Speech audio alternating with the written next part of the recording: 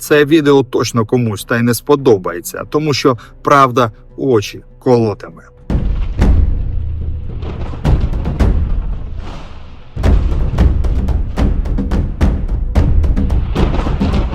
Так, хтось любить вигадувати нові псевдотеорії, додаючи до великої козацької історії те, чого там ніколи не було. Але давайте в цьому відео ми розставимо всі крапки над «і».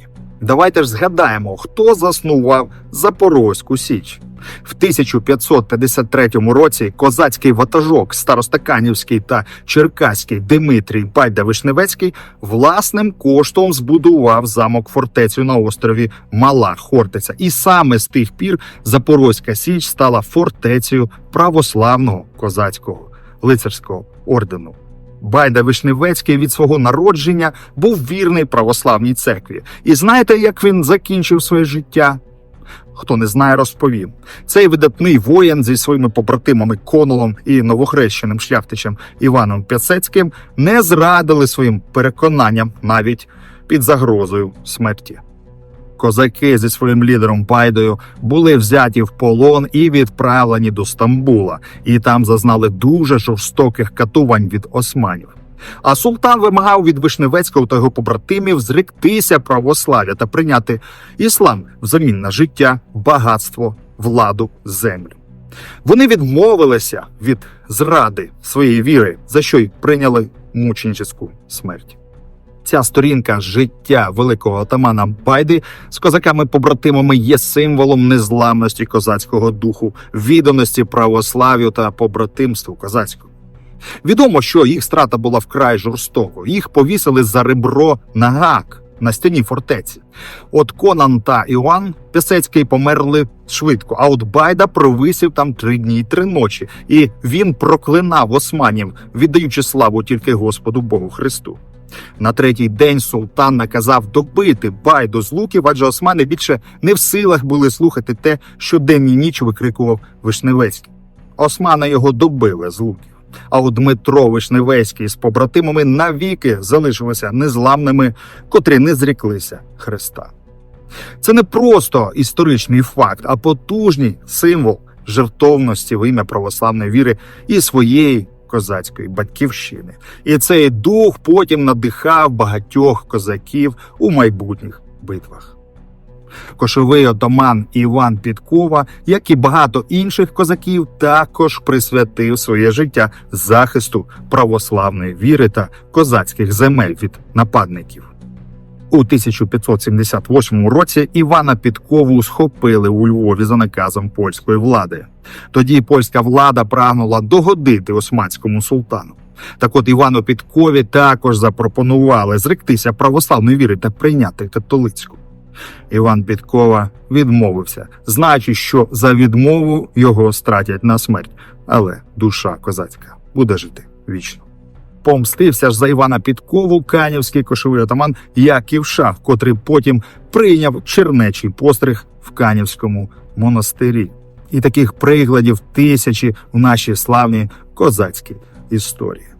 Запорозькі козаки завжди були православними християнами, і ця правда підтверджена історичними документами та тисячами фактів і свідчень. Але комусь ця історична правда заважає спокійно жити, і ті темні сили роблять своє кіно, одурманюючи народ своїми казочками про козаків, чаклунів, перевертнів. Зараз знову деякі диванні знавці заспівають про те, що характерники не були християнами. Так от, легендарні козаки, характерники, і дійсно володіли надприродніми здібностями, котрі давав їм Господь Бог. Але вони досягали свої сили духовними практиками, а саме постом і молитвою, строгим постом. Вони ніколи не зраджували християнській православній вірі. Бог давав їм сили. Вони носили православні натільні хрести до своєї кончини. І перед боєм постилися та молилися завжди. Вони були дуже набожні, і це історичні факти. Історики, такі як Сергій Плохій та Олександр Іванов, зазначають, що козаки-характерники були одним з найбільш релігійних козаків. найбільш набожних. Вони використовували свої здібності не для поклоніння темним силам, а для захисту православної віри та, власно, християнського народу. Іван Сірко – один з найвидатніших козацьких ватажків і характерників того часу. Він є яскравим прикладом справжнього православного християнина. Він відомий не тільки як талановитий полководець, але й як людина дуже глибокої віри. Історик Юрій Мицик в своїх дослідженнях стверджує, що Іван Сірко завжди підтримав православну церкву, дбав про духовне життя козаків і дотримувався релігійних канонів. У своїх творах Юрій Мицик підкреслює, що Іван Сірко був не просто вірним сином православної церкви, а одним із тих, хто активно сприяв і розвитку та захисту. На відміну від поширених легенд, його діяльність і вчинки ґрунтувалися на міцних релігійних принципах. Юрій Мицик зазначає, що Іван Сірко підтримував православних священників на Запорозькій Січі та сприяв будівництву православних церков. За словами Юрія Мицика, будь-які згадки про нібито язичницькі вірування Івана Сірка є не більш ніж міфами, які не мають жодного історичного доказу. Згадаємо ще те, як він вчинив з тими 3000 людей, котрі зрадили вірі православній і прийняли іслам. Він їх відпустив, а потім дав наказ козакам вирубати всіх в пень. Сама ж Запорозька Січ об'єднувала козацьке братство з православними цінностями, де кожен козак проходив особливий обряд посвяти. І цей обряд був заснований на православних молитвах та козацьких обрядах. Цей обряд посвяти передбачав клятву на вірність православ'ю, козацькому братству та своєму православному народу. Ви тільки згадайте заклик козаків-запорожців, які на площі зверталися до православного люду в 17 столітті. Хто хоче за віру християнську бути посадженим на палю? Хто хоче бути четвертованим, колесованим? Хто ладен стерпіти усілякі муки за святий хрест? Хто не боїться смерті? Приставаємо до нас, не треба боятися смерті, від неї не вбережешся, бо таке козацьке життя. Запорозька Січ завжди була фортецею православної віри. Ніяких двоєвірів там і близько не було. І досить повторювати безглузді історично непідтверджені вигадки про козаків-язичників. Тепер давайте згадаємо ще такі історичні документи, як літописи. І не будь-які вигадані перекази, а саме літопис Самуїла Величка і літопис Григорія Грабянки. Ці документи чорним по білому стверджують, що козаки бачили себе саме захисниками православ'я. І більш того, видатний історик Дмитро Яворницький, якого ще ніхто не зміг спростувати, в своїй книзі «Історія запорозьких козаків» детально описує релігійні погляди козаків-запорожців і їхню відданість православ'ю. А от французький військовий інженер, архітектор, картограф, історик і географ Гійом Лавесер де Боплан багато років прожив з козаками на Січі та створював найскладніші та найдокладніші карти України. Протягом декілька століть вони вважалися найбільш повними і точними. А от в своїх описах життя запорозьких козаків він писав таке. Вони сповідують грецьку віру, яку по-своєму називають руською. І вони дуже шанують святкові дні і дотримуються православних постів. І це не бабусині казки, це історичні факти. Чому ж тоді знайшлися новатори, які сміють ставити під сумнів очевидне? Тоді давайте згадаємо також, як козаки-запорожці з великою повагою ставилися до церковних свят. На Січі, в самому центрі, завжди стояла православна церква Покрови Пресвятої Богородиці.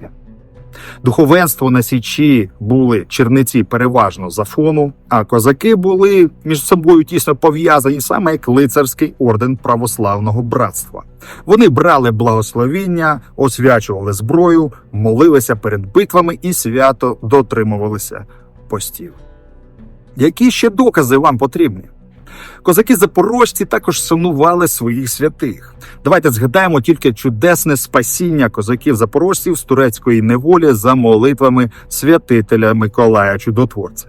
У 1599 році отаман Саміло Кішка очолив козацький бунт невільників на Османській галері, під час якого в'язні захопили корабель і вирвалися на волю, викравши османське судно.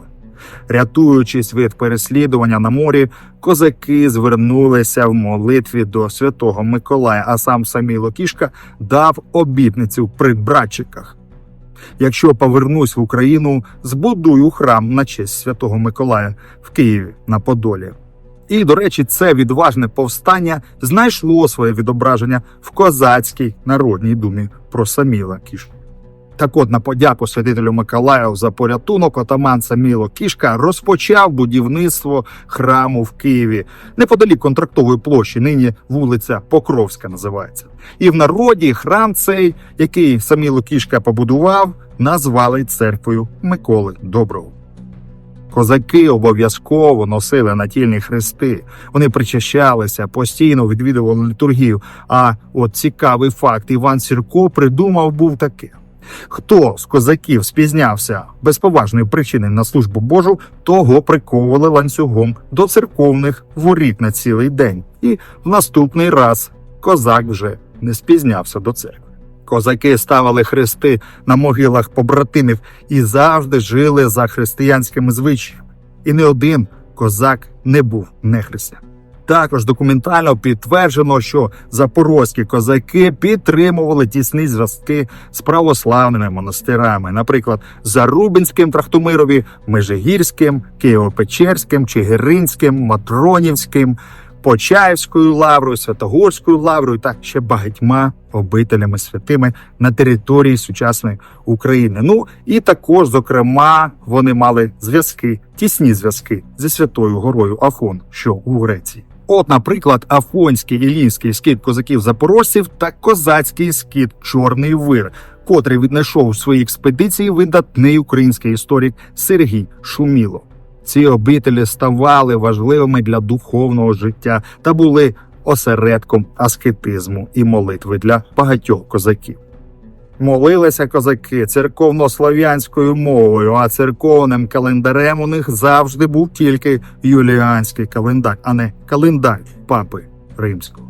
Також історик Сергій Шуміло в архівах знайшов листування нині вже святого отамана війська Запорозького Петра Калнишевського з преподобним Паїсієм Величковським. Дуже цікаві листи, раджу почитати. І також збереглися листування 1664 року між кошовим отаманом Іваном Сірком та царем Олексієм Михайловичем.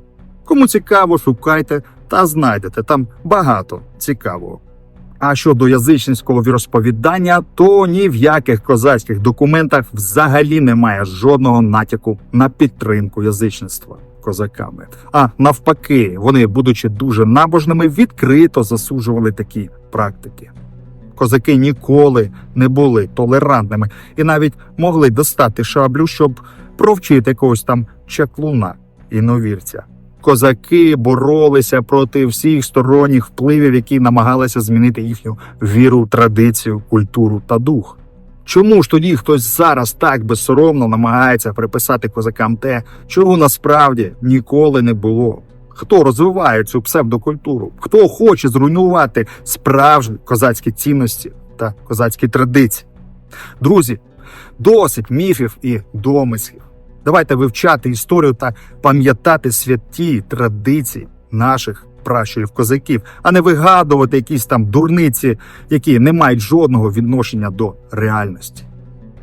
Треба кожному з нас запам'ятати, що запорозькі козаки, перш за все, це православні лицарі, захисники віри і нашого православного хрещеного люду. Тож в цей важкий для України час треба відкинути псевдонаукові фантазії і визнати історичну правду. Далі буде.